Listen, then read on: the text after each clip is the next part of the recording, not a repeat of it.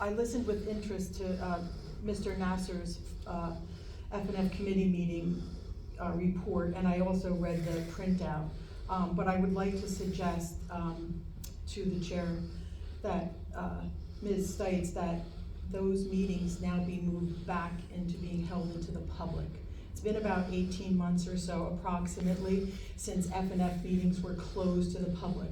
I believe that was done under Mr. Adonesio's tenure as head of the board, but I would like to urge you to reconsider that. This is for action items only, for purposes of public comment. Are you approving the F&F committee meetings tonight? No. Oh, he gave you the report, so I'm assuming it's on there. Okay. Is it not? No. Is F&F not on there? But he spoke about it. You want me to wait to say that at the end? Sure. Okay, if that's what you prefer, no Thank you. problem.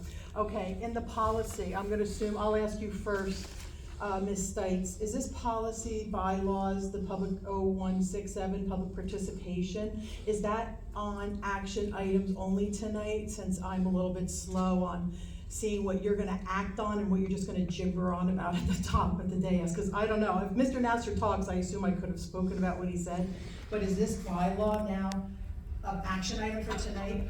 She's not gonna answer it, just keep going. Okay, well, assuming it is, and Ms. Cornell hasn't raised her hand or spoken, I'll just assume it, and I will say that in part of number 2, my interpretation differs from Betsy Cross's, the other member of the public who got up and spoke, so I just think that it would behoove you to clarify that each member of the public is given 5 minutes total combined time for each allowed portion. That is, the 5-minute allowed portion on action items only, and 5 minutes allowed combined total for the period of public comment, which would mean a total of 10 minutes per person. So Ms. Cross's reading of it, which would insinuate that you're only going to limit members of the public to 5 minutes total per meeting in general, would appear to be wrong if you actually take this word for word. You may want to clarify it, even consider having an attorney rewrite it to be clear. I think it's clear, but I see from her comments that there's confusion, and it may bear clarification so we don't end up with one of those little contests at the end where we think we're allowed to talk and you think we're not.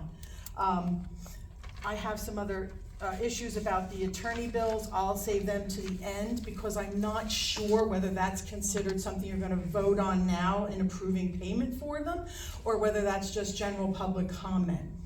And I don't really feel like dealing with anything snarky about whether I know what you're gonna do when you characterize something as an action item or not. So thank you, and I'll see you at the end for my next 5 minutes.